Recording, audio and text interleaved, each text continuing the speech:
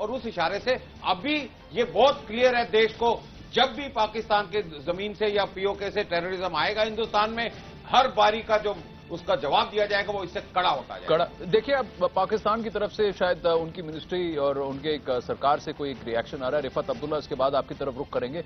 हवाई हमले की खबर मिलने के बाद पाकिस्तान के विदेश मंत्री शाह महमूद कुरैशी थोड़े घबराए हुए लग रहे हैं।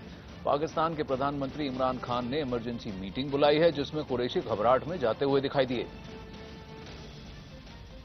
ये देखिए, ये विजुअल्स हैं। शाह महमूद कुरैशी थोड़े से टेंशन में हैं। अब वो किस तरह की रिएक्शन देंगे? अगर ये कहेंगे कि पाकिस्तान पर अगर हमला होगा तो पाकिस्तान करारा जवाब देगा, तो भाई हमला तो पाकिस्तान के खिलाफ नहीं है, जैश के खिलाफ है। अगर आप इस पर हमला करारा जवाब देने की हिमाकत करने की कोशिश भी करते हैं तो आप दुनिया को ये बता रहे हैं कि देखिए, पाकिस्तान सरकार का ऑफिशियल सपोर्ट है जैश ए मोहम्मद। यानी कि आप एक कदम बढ़ा रहे हैं बतौर टेररिस्तान दर्जा, उस दर्जे की दुनिया आपको दर्जा दे दे कि आप एक टेरर स्टेट हैं, आप टेररिस्तान हैं। अगर आप कुछ हरकत नहीं करते, अगर आप ये कहते हैं कुछ हुआ ही नहीं, तो ठीक है, भारत के लिए भी ठीक है, आपके लिए भी ठीक है। मसला क्या है फसाद का? इमरजेंसी मीटिंग क्यों बुलाई जा रही है?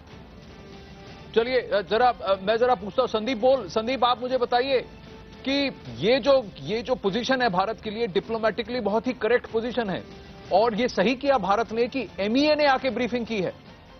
बिल्कुल, देखिए, एमईए ने सीधे तौर पर ये ब्रीफ करके साफ कर दिया है उन्होंने जिस तरीके का अटैक भारत ने किया है वो, क्योंकि अगर आप ब्रीफिंग की स्टार्ट देखें तो ब्रीफिंग की स्टार्ट उसी बेस से शुरू हुई जो कि इस सर्जिकल स्ट्राइक की वजह है, यानी कि पुलवामा अटैक को लेकर स्टार्ट किया। उसके बाद फिर जेएम के बारे में पूरी तरीके से बताया गया। लेकिन एक दिलचस्प चीज ये है कि वहां भले ही पाकिस्तान में बोलते हैं कि जमहूरियत है, वहां पे जो है कोई कमांड नहीं करता, इमरान खान खुद कमांड करते हैं। लेकिन आप ये देख सकते हैं इतना बड़ा अटैक होता है, आर्मी जो है सीधे तौर पर पहले आके अपना बयान देती है, उसके बाद जो है विदेश मंत्रालय वहां पे बैठक करता है। तो आप इससे समझ सकते हैं कि सेना वहां पे हर चीज को हैंडल कर रही है, और यही चीज जो है सीधे तौर पर भारत भी बताना चाहता है इंटरनेशनल कम्युनिटी में कि वहां पे जो टेररिस्ट कैंप चलते हैं वो वहां की जो सत्ता है उनके काबू में नहीं है, और यही वजह है कि उस अटैक को जो है अंजाम दिया गया। और ये प्रेस कॉन्फ्रेंस जब स्टार्ट हुई, जब स्टेटमेंट शुरू हुआ, तो उसकी जो बेस था वो सीधे तौर पर पूरे घटना से रिलेटेड था, यहां तक कि कहां कैसे कैसे करके अटैक किए गए। साथ ही ये ध्यान में रखा गया कि किसी सिविलियन कैजुअलिटी को ना होने दिया जाए। यही वजह है कि ऐसे कैंप अटैक है जहां पे कि बड़े लीडर्स और ट्रेनर्स वहां पे मौजूद थे। तो साफ सीधे तौर पर पूरे दुनिया को ये संदेश दे दिया है भारत ने कि जो भी अटैक हुआ है कोई मिलिट्री मूव नहीं है, किसी मिलिट्री बेस पे किसी के अटैक नहीं किया गया, किसी मिलिट्री इंस्टॉलेशन पे अटैक नहीं किया गया है। ये अटैक किया गया है टेररिस्ट आउटफिट के ऊपर, जिसे कि पाकिस्तान हर बार इंटरनेशनल कम्युनिटी में जो है डिनाई करता रहा है कि इस तरीके की कोई एक्टिविटी हमारे। संदीप, और खबर आ रही है, काफी सारी खबरें हैं, तो खबरों का सिलसिला हम जारी रखेंगे इस पर जब भी बात करें। लेकिन भारत के इस हवाई हमले पर एक बड़ी खबर, इससे जुड़ी खबर आ रही है कि पीओके में भारतीय वायुसेना की कार्रवाई के वक्त पाकिस्तानी सेना के F-16 विमान जवाबी कार्रवाई की तैयारी में थे, और कह रहे हैं कि पाकिस्तान ने उड़ाए भी थे उनको।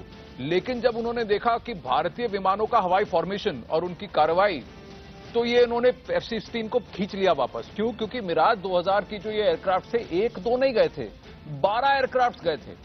12 एयरक्राफ्ट एक फॉर्मेशन के साथ गए थे, बैकअप के लिए भी, और पूरी तैयारी के साथ कि अगर कहीं रिटेलिएशन होता है उधर से तो जवाबी कार्रवाई और उसकी डिफेंस के लिए हम तैयार रहे। और इन्होंने F-16 खींच लिए। संदीप, ये बहुत बड़ी बात है कि पाकिस्तान ने सोचा भी नहीं था कि भारत इस तरह की कार्रवाई करेगा। और बताया यह जा रहा है कि एयर चीफ जो है BS धनोआ, उन्होंने ये पूरा सुझाव दिया था कि इस तरह से इसको किया जाए, इसको अंजाम दिया जाए, और इसकी एक जो कहते हैं ड्राई रन जो है, इसको सेंट्रल इंडिया में हार्टलैंड में इसका एक ड्राई रन भी किया गया था कि इसको आप कैसे अंजाम देंगे।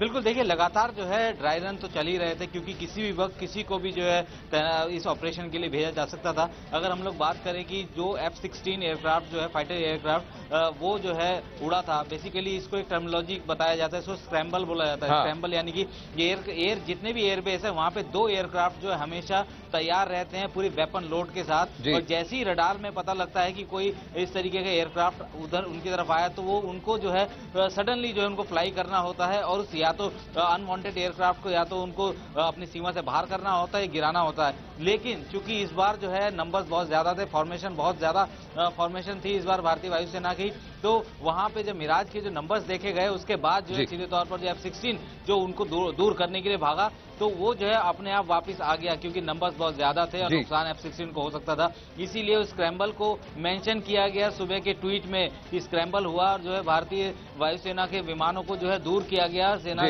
सीमा से बाहर निकाला गया।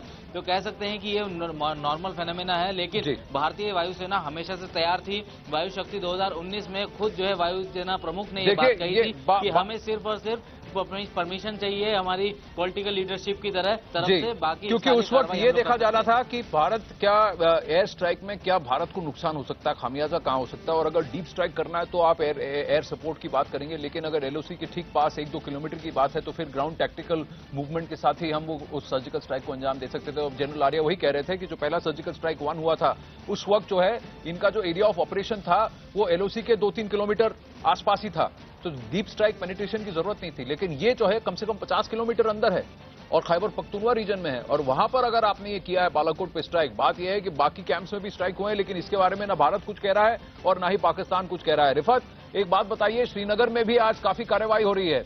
अगर आप इंटरनली बात करें तो श्रीनगर में भी काफी रेड्स हुए हैं, कुछ लोगों को राउंड अप किया गया है और कहा जा रहा है कि जो ये क्रैकडाउन है इंटरनल एक्सटर्नल दोनों लेवल पर है टेररिज्म पर। देखिए, बिल्कुल आनंद, सही कहा आपने। यहाँ पे अगर हम एनआई की बात करें, काफी जगहों पे रेड्स हुई, यासीन मलिक के घर पे रेड हुई और भी बाकी जो सेपरेटिस्ट लीडर हैं उनके घरों पे रेड्स हुई, और अभी देखा जा रहा है कि कहीं पे कुछ डॉक्यूमेंट्स ऐसे तो नहीं हैं जो कोई सबूत बन सके उनके खिलाफ, क्योंकि पहले ही काफी सारे सेपरेटिस्ट लीडर जो हैं वो एनआई की रेड के बाद गिरफ्तार किए गए हैं, अभी जेलों में बंद है, जिसमें शबीर शाह है, नईम खान है, शाहिदुल इस्लाम जैसे लोग हैं, उनके खिलाफ एनआईए ने कार्रवाई की है। और जिस तरीके से यहाँ एयर स्ट्राइक की बात करें, जो खासतौर से फॉरेन सेक्रेटरी की तरफ से पहले स्टेटमेंट शुरू किया गया, उसमें यह कहा गया कि जो यहां पुलवामा अटैक किया गया वो जैश ने किया, उसके बाद वहां जो स्ट्राइक हुई वो भी उन कैंप्स पे हुई जो वहां पे जैश के कैंप्स एक्टिव हैं। तो कुल मिला के इंडिया की तरफ से कहीं ना कहीं इस तरह की स्ट्रैटेजी है पुलवामा अटैक के बाद कि हर तरफ से क्रैकडाउन किया गया है। फॉरेन सेक्रेटरी की ब्रीफिंग की बात की जहां उन्होंने स्टार्ट पुलवामा से किया और कहा कि पूरा दोष जो है वो जैश का है क्योंकि प्लान वहां से हुआ था। रिफत, तो जरा सुन लेते हैं विजय गोखले की उस ब्रीफिंग को। On the 14th of February 2019, a suicide terror attack was conducted by a Pakistan-based terrorist organization, the Jaish-e-Mohammed, leading to the martyrdom of 40 brave jawans of the CRPF. The Jaish-e-Mohammed has been active in Pakistan for the last 2 decades, and it is led by Masood Azhar with its headquarters in Bahawalpur.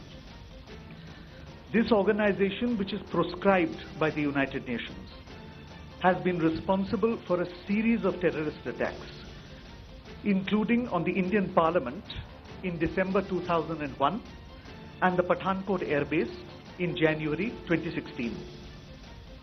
Information regarding the location of training camps in Pakistan and in Pakistan-occupied Jammu and Kashmir has been provided to Pakistan from time to time. Pakistan, however, denies their existence. The existence of such massive training facilities capable of training hundreds of jihadis could not have functioned without the knowledge of the Pakistan authorities. India has been repeatedly urging Pakistan to take action against the Jaish-e-Mohammed to prevent jihadis from being trained and armed inside Pakistan. Pakistan has taken no concrete action to dismantle the infrastructure of terrorism on its soil. Credible intelligence was received that the Jaish-e-Mohammed was attempting other suicide terror attacks in various parts of the country, and the Fidaiyin jihadis were being trained for this purpose. In the face of imminent danger, a preemptive strike became absolutely necessary. In an intelligence-led operation in the early hours of today, India struck the biggest training camp of the Jaish-e-Mohammed in Balakot. In this operation, a very large number of Jaish-e-Mohammed terrorists, trainers, senior commanders and groups of jihadis who were being trained for Fidaiyin action were eliminated. This facility at Balakot was headed by Maulana Yusuf Azhar, alias Ustad Ghori, the brother-in-law of Masood Azhar, chief of the JEM. The government of India is firmly and resolutely committed to taking all necessary measures to fight the menace of terrorism. Hence, this non-military preemptive action was specifically targeted at the Jaish-e-Mohammed camp. The selection of the target was also conditioned by our desire to avoid civilian casualties. The facility is located in thick forest on a hilltop far away from any civilian presence. As the strike has taken place only a short while ago, we are awaiting further details. The government of Pakistan had made a solemn commitment in January 2004 not to allow its soil or territory under its control to be used for terrorism against India. We expect that Pakistan lives up to its public commitment and takes follow-up action to dismantle all JEM and other camps and hold the terrorists accountable for their actions. Thank you.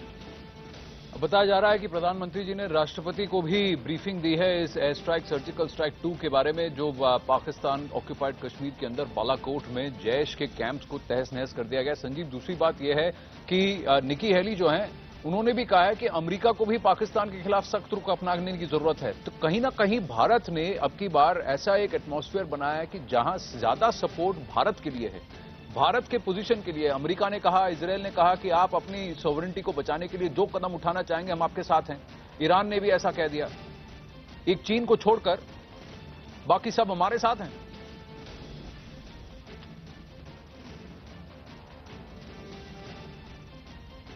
Sanjeev ji, आपको मेरी आवाज आ रही है?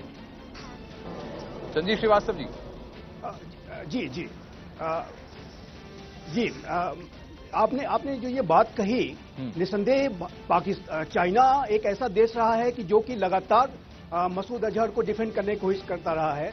उसके अलावा अगर China को छोड़ दें तो चाइना के अलावा जो अन्य जो देश हैं वो पूरी तरीके से भारत के साथ खड़े हुए नजर आते हैं और पूरा इंटरनेशनल सपोर्ट भारत को मिल रहा है। जैसा कि आपने निकी हेली की चर्चा की, निकी हेली भी लगातार इस बात को कहती रही हैं कि भारत जो है आतंकवाद से ग्रसित देश रहा है, पाकिस्तान प्रायोजित आतंकवाद से ग्रसित देश रहा है और भारत के पास अपने आप को सुरक्षित करने के लिए जो किसी भी तरह की तैयारी करने का पूरा अधिकार है। तो ये जो बयान जिस तरह से आ रहे हैं और जिस तरीके से इंटरनेशनल सपोर्ट मिल रहा है चाइना के अलावा, वो इस बात को साबित करता है कि भारत का जो आतंकवाद विरोधी रवैया है वो एक नेतृत्व करने वाला है। और आज के बाद मैं कहूंगा कि आज जो ये एयर स्ट्राइक हुई है उसके बाद भारत जो है आतंकवाद विरोधी कार्रवाई करने में एक अमेरिका की तरह से एक लीडरशिप रोल में आएगा। जिस तरीके से अमेरिका ने ओसामा बिन लादेन के ऊपर एक स्ट्राइक किया था और वहां पे एबटाबाद में उसको निस्तानाबूद किया था, उसको मार गिराया था, अब उसी तरह की कार्रवाई भारत भी कर रहा है। इजराइल भी इसी तरह की कार्रवाई करता है जब भी कोई इसके ऊपर आतंकवादी कार्रवाई होती है। तो भारत अब जो है विश्व के अग्रणी राष्ट्रों में आके खड़ा हो गया है और भारत आतंकवाद विरोधी कार्रवाई के लिए अब नेतृत्व प्रदान करेगा आने वाले समय में। ये बात बहुत स्पष्ट है और ये पूरी इंटरनेशनल कम्युनिटी के लिए भी एक मैसेज है कि अब भारत भी जो है जिस तरह से अमेरिका और इजराइल आतंकवाद के खिलाफ कार्रवाई करते हैं उसी तरीके से अब भारत भी कार्रवाई करेगा। कई सारी बातें आ रही हैं, कई सारी खबरें आ रही है जनरल आलिया, लेकिन क्या भारत को अब किस चीज के लिए तैयार रहना पड़ेगा? क्योंकि सारी बॉर्डर पोस्टिंग्स पे और सब जगह हमें मुस्तैद रहना पड़ेगा। कहा जा रहा है कहीं ना कहीं कुछ रिपोर्ट्स आ रही हैं कि सीजफायर वायलेशंस हो रही हैं, वो सब कॉन्फर्मेशन के बेसिस पर है, पर एक्टिविटी पाकिस्तान कुछ तो करेगा। बिल्कुल ठीक है, जो हमने करना था और करके दिखाना था, जो हमारी ताकत में था, हमने बहुत बड़ा एक एक्शन लिया है।